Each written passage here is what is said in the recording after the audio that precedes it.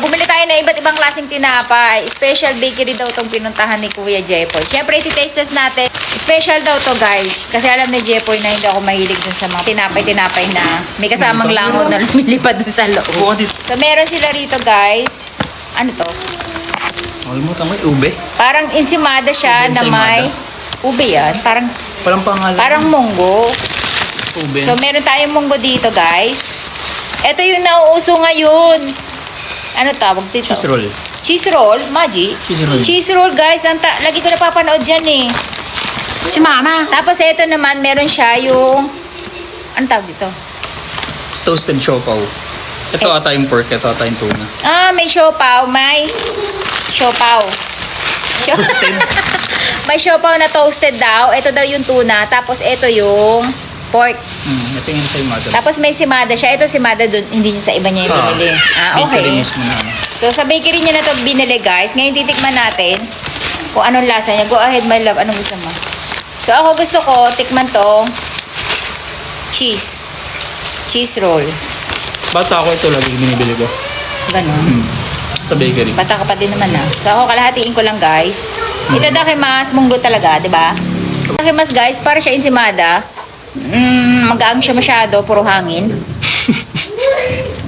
5 piso lang ito eh. Ganon. Pinakamura yan sa lahat. Ito yung cheese roll nasa 45. Kasi nanggaang niya guys, parang walang no?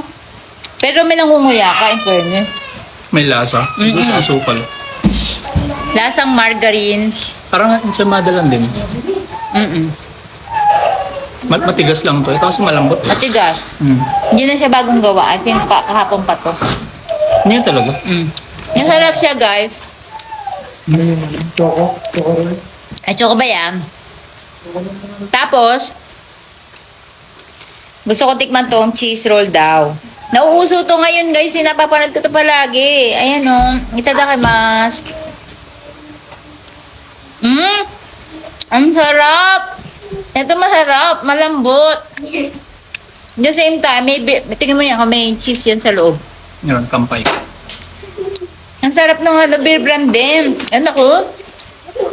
Magugustuhan to ni Ate Aska. May rin sa tinapay na ganito eh. Super lambot guys. Bet na bet ko siya. No? Mahangin siya sa loob eh. Bagong gawa. Sarap yung keso. At yung keso niya ang sarap guys. Eden. Maganda siyang pampasalubong. Pag umuwi ako ng Dali ito Japan. mag-twist eh. Pag umuwi ako ng Japan, ito pasalubong ko sa kanya. Tuntungan na yun. Dali lang yung gawin. Saka daw mag-date yun. Mahirap ba yung ano nito? Makuha. Madali. Malambot, airy. Madali. Isa sa ganito. Ito kasi matigas eh. Luma na kasi ito na. Parang mga 3 days na to basta ganyan. Ito kasi yung lambot. Masarap niya. Tatlo yan. Hindi ko pa mama. Ay, mga bata eh. Ikaw na. Paano mo ko ba? Hindi na. Hindi ko ito. Sa video nga lang ako kumakain. Ano yan? Pibil. Ato na lang tayo na. Ayaw makabuo. Tigas ah. Yan. Asado. Toasted siopaw nga. Ay, ganon. At tinapay siya pero siopaw. Ito may itlog. Siopaw siya na binake, hindi in-steam, kumbaga. May tinapay. Ang galing. Siopaw siya, guys, pero binake siya, hindi siya... Tostado. Basta Hindi siya tinusta. ni-steam. Masarap. Ito binibili ko rin. Asado siya. Asado. Grabe, guys, malaman siya. Hindi siya tinipid sa laman. Parang nasanay na ako na ini-imagine ko kung Malambot. siopaw siya. Siopaw talaga na ano. Malambot. Oo, mamasa-masa. Kasi may... Pero masarap yung tinapay. tinapay niya, bet ko, para siyang putok. Pero mas malambot siya sa putok.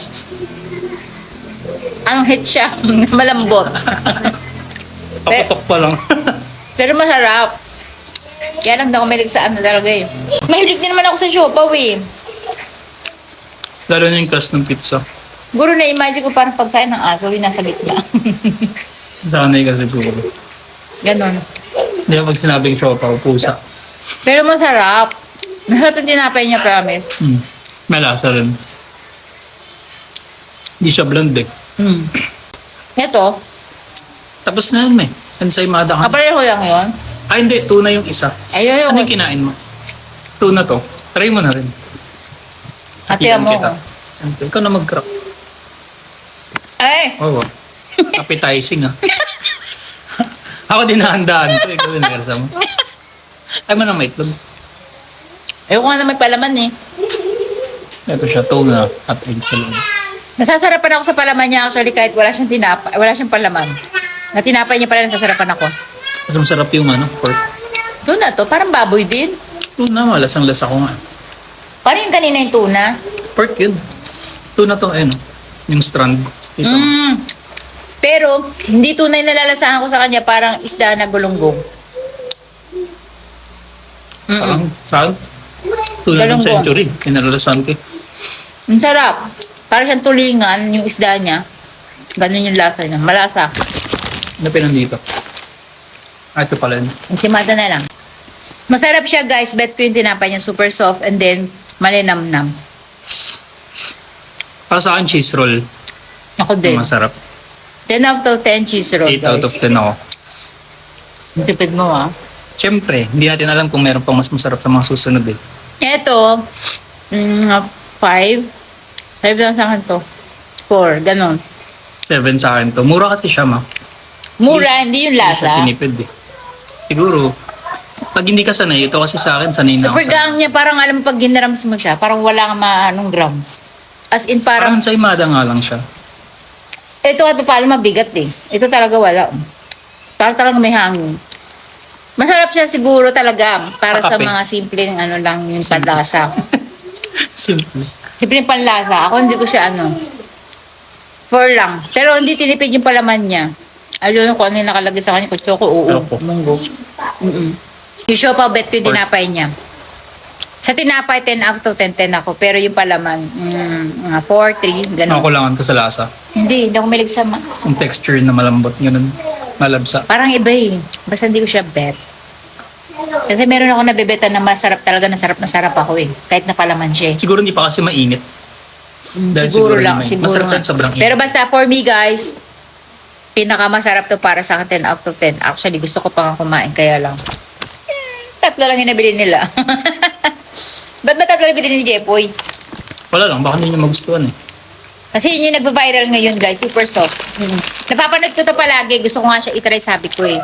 Kaya lang, wala lang time talaga yung lola niyo kasi pauwi tayo ng Pilipinas. So yun lang guys! Babush!